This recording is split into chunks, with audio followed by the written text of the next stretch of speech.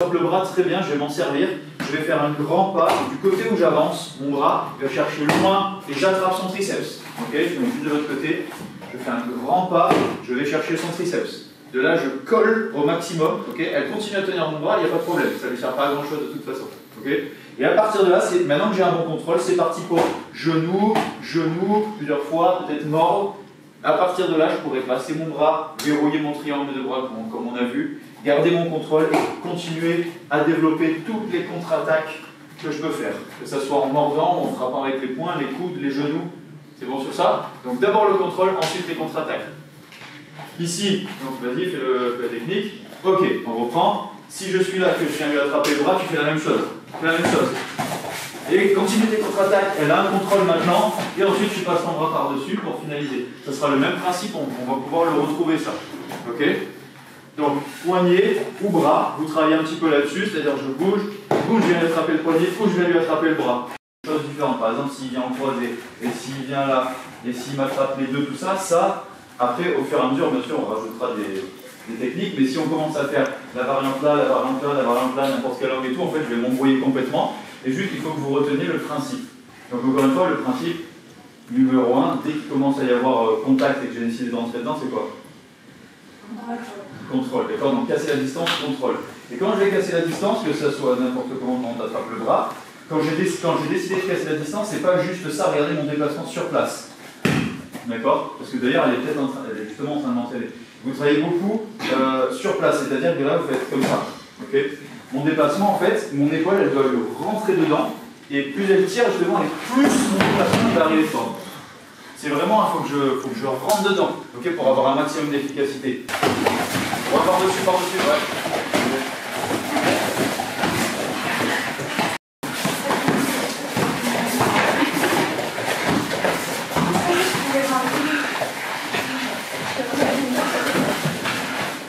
On a vu que ça soit ça, que ça soit ça, que ça soit ça. Pour les filles, c'est plus rare, mais que ça soit la saisie là, d'accord. Il n'y a pas de danger direct, d'accord, de danger direct dans le sens où il n'y a pas une blessure immédiate, ok. Comparé à une frappe, d'accord, là il y a directement un danger, ok. Une saisie, à part peut-être que si les personnes servent fort, pas me blesser directement, ok. Mais c'est plus ce qui risque d'arriver après qui est dangereux, ok. C'est-à-dire ce qui risque d'arriver après, je me laisse entraîner un peu trop loin, ou la personne risque de frapper après, ou ça se transforme en un étranglement, c'est tout ce qui se passe après. D'accord? Pareil sur une saisie, ça, à part abîmer le t-shirt, ça ne va pas me faire grand-chose. Vous voyez ce que je veux dire? Okay. Maintenant, si je suis au sol, c'est le même principe. Je serai au sol avec les bras plaqués. Jusque-là, il n'y a pas de danger réel, à part que ça me fait mal un peu, que j'ai un peu de poids sur moi, mais il n'y a pas de danger réel. Là où ça commence à être dangereux, c'est quand ça commence à frapper, à étrangler. Et donc, c'est tout. Par contre, c'est dangereux dans le sens où ce qui arrive après est dangereux. Okay. Maintenant, là, ce qu'on travaille maintenant, c'est un étranglement. C'est-à-dire que de là, je pourrais peut-être attendre 1 seconde, 2 secondes, 3 secondes, 4 secondes, c'est pas très grave, ok, pas très grave, bien sûr, pas trop attendre. Mais par contre, c'est un étranglement fort ici, la personne force. Là, si c'est les voies respiratoires, voire sanguins, où il n'y a plus d'arrivée de sang au cerveau, etc., je commence à suffoquer avec beaucoup de force. Là, si j'attends 1 seconde, 2 secondes, 3 secondes, 4 secondes, il y a de fortes chances que je commence déjà à faiblir. Okay. Et plus je vais m'agiter n'importe comment en faisant des mouvements qui ne sont pas efficaces, et plus ça s'accélère, et plus il y a de risques que je tombe dans les pommes rapidement. Okay. Là, pour l'instant, on reste debout.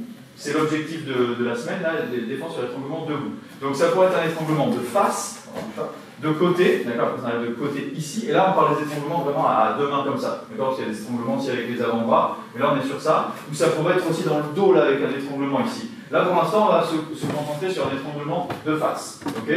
Donc là, dès que je suis étranglé, peut-être que j'avais une main là au départ, peut-être que j'avais pas eu le temps de les mettre, peu importe, d'accord, mais la première chose que je vais faire encore une fois, c'est les monter, d'accord, parce qu'il n'y a rien qui garantit qu'il n'y a pas un coup de tête éventuellement qui arrive. Si mes mains restent là, je n'ai pas grand chose pour les protéger.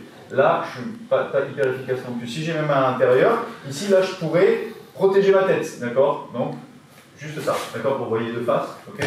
Donc, ça serait le pire de rester ici, d'accord. Bien sûr, la tétanie, etc., on essaye que ça soit une fraction de seconde, mais pas plus, pour vite réagir. Ok, l'action mécanique semi-passive. Donc, dès que je suis ici, là, pour l'instant, elle ne force pas. Mais dès que vous allez mettre un peu de pression, vous allez vite sentir que de là, j'attends 1 seconde, 2 secondes, 3 secondes, ça commence à être compliqué. Okay. Maintenant, si je fais certains mouvements juste de dégrafement, juste en forçant comme ça ou en forçant comme ça, Si je force une seconde, 3 secondes, peut-être que ça part ensuite au sol. Ok, j'ai pas eu le temps de défaire, j'ai forcé, ça commence à... Et là, enfin, c'est bon. Donc, la technique, ça va constituer en même principe. Je suis ici, j'attendais pas trop, je pousse et je reviens sur mon contrôle de bras. Ok?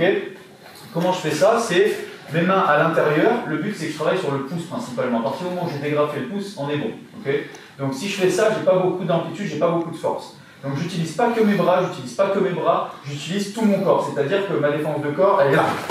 Okay, ça, c'est mon corps qui travaille.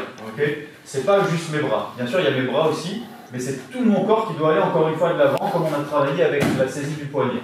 Okay, donc, je vais rapprocher un tout petit peu pour voyez bien. Okay, mes mains d'abord sont à l'intérieur, je protège ici, et quand j'ai décidé d'envoyer mon bras le plus proche, que ce que vous préférez le faire d'un côté ou de l'autre, peu importe, je vais chercher à l'ouvrir sur l'extérieur, okay, donc faire ce mouvement-là pour dégager son bras vers là-bas, marche. Et quand je vais faire ça, il va ensuite passer par-dessus, et là vous allez retrouver votre truc. Okay. Mon corps, c'est toujours le même principe, c'est-à-dire que je fais un mouvement explosif où mon épaule, elle va chercher son épaule opposée, ici. Ça, le mouvement du corps, ça sera le plus important. Le reste, il va suivre tout seul. Mais si vous restez sur place, ça ne va pas fonctionner. Okay, donc, je suis ici. Ensuite, ma main, elle va chercher loin dessous. Okay, et de là, c'est parti pour enrouler et retrouver ça. Et bah là, c'est bon. J'ai retrouvé mon principe de défense ensuite. Là, pareil, quand je viens étrangler ici, je suis étranglé, peut-être que je peux partir, peut-être qu'elle peut me tirer pour m'emmener. Okay, peut-être qu'elle peut pousser. D'accord, mais il y a de fortes chances qu'il y ait de la dynamique. Et, ou même que j'étais sur le côté, peut-être ascenseur ou métro, j'en sais rien, elle vient étrangler fort, elle m'envoie boum contre le mur, et là elle force à étrangler, d'accord, donc j'ai même pas d'espace. Okay, donc, dans tous les cas, votre principe, ça sera toujours ça. Dès que je suis ici, là cette fois, ma main là, je veux qu'elle aille chercher le plus loin possible, ici, d'accord, pour venir ramener son pouce ou son poignet, d'accord. Donc, en même temps que je fais ça, parce que si je fais que ça risque de pas lâcher. Ça risque de pas lâcher. Par contre, là, le travail, ça va être du coup, en même temps que je vais chercher loin pour ouvrir et coller ça sur mon but, parce qu'il ne doit pas y avoir d'espace, encore une fois, toujours plus j'ai d'espace, plus elle peut retirer. Donc je colle, mais par contre, c'est le travail de mon corps, encore une fois, qui fait la différence, c'est-à-dire que juste le fait de verrouille, là, le fait d'aller à l'intérieur. Okay, donc, lui, du coup, il ne se balade pas, il fait pas rien, du coup, encore une fois, il va aller chercher ça, pour encore une fois verrouiller, et je vais mettre dans l'axe pour commencer à mettre des coups de genoux. Okay, donc le tout en même temps, par exemple, si tu essaies de m'emmener vers là-bas, là, et là je vais chercher, je dégrafe dans l'élan, je vais retrouver le triceps, je frappe. Okay, peut-être qu'elle pousse, elle pousse, pareil, peut-être que là je peux créer un décalage, parce qu'elle pousse, et pour pas, si je fais juste ça, et déséquilibré, dans le cas où ça pousse, j'aurais plus intérêt à sortir de l'axe en faisant le même mouvement et ensuite commencer mes frappes. Dans tous les cas, j'ai un contrôle, je frappe, je mords, de ce que vous voulez, et le plus vite possible, je retrouve mon verrou complet. Pour tout de suite enchaîner, d'avoir mon bras qui est ici, pour pouvoir soit le lâcher pour frapper, soit si elle frappe ici, de pouvoir avoir une chance d'enrouler. Je me débrouille comme je peux, mais là, à l'instant où j'ai un petit peu d'espace et que je commence à frapper, elle pousse. Encore une fois, je me sers du triceps pour l'envoyer sur le mur. Et là, pareil, je reprends et c'est moi qui prends le contrôle sur le mur et pas l'inverse.